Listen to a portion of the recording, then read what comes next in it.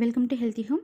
ఇవాళ మనం వాంగీబాత్ని ఎలా ప్రిపేర్ చేయాలో తెలుసుకుందాము. దీనికోసం మనం ముందుగా స్టవ్ వెలిగించుకొని ఒక ప్యాన్ పెట్టుకుందాం. ఇందులో 3 స్పూన్లు ఆయిల్ వేసుకుందాము. తర్వాత 2 స్పూన్లు నెయ్యిని వేసుకుందాము. ఇది కొద్దిగా వేడెక్కిన తర్వాత అర స్పూను ఆవాలు, అర స్పూను మినపప్పు, అర స్పూను జీలకర్ర, 1 స్పూను శనగపప్పు వేసుకొని కొద్దిగా ఫ్రై చేసుకుందాము. తర్వాత ఇందులో ఒక మీడియం సైజు ఉల్లిపాయను వేసుకుందాం.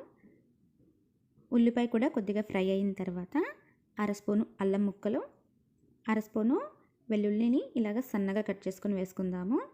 తర్వాత ఒక రెమ్మ కరివేపాకు, 2 పచ్చిమిర్చి, 5-6 జీడిపప్పులు, 2 స్పూన్లు వేయించుకున్నటువంటి పల్లీలను వేసుకుందాము. ఇవన్నీ కూడా లైట్ గోల్డెన్ బ్రౌన్ కలర్ వచ్చేంత వరకు ఫ్రై చేసుకోవాలి.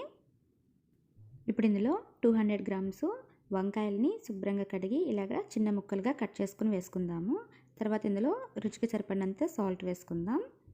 తర్వాత అర స్పూను పసుపు వేసుకొని 5 నిమిషాల పాటు లో ఫ్లేమ్లో ఫ్రై చేసుకుందాము. తర్వాత ఇందులో 1/4 కప్పు చింతపండు రసం వేసుకుందాము. ఇప్పుడు మూత పెట్టేసి 5 నిమిషాల పాటు లో ఫ్లేమ్లో ఉడికించుకుందాము. చూడండి, మనకి వంకాయ అంతా కూడా చక్కగా ఉడికిపోయింది. ఇప్పుడు ఇందులో ఒక చిన్న బెల్లం ముక్కను వేసుకుందాము. ఇది ఆప్షనల్ అండి. తర్వాత ఇందులో 3 టేబుల్ స్పూన్లు వాంగిబాత్ పౌడర్ని వేసుకుందాము. మీకు బాగా స్పైసీగా కావాలనుకుంటే మరొక స్పూన్ యాడ్ చేసుకోవచ్చు. ఇప్పుడు వీటన్నిటిని బాగా మిక్స్ చేసుకుందాము.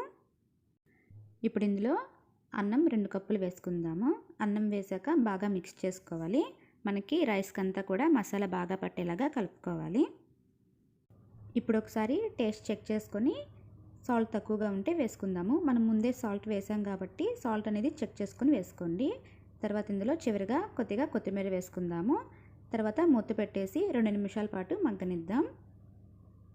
ఇంతేనండి, ఎంతో టేస్టీగా ఉండేటువంటి వాంగీబాత్. ఇప్పుడు దీని ఒక బౌల్లో తీసుకుందాము. తప్పకుండా ట్రై చేయండి. Thank you for watching. Please subscribe to my channel.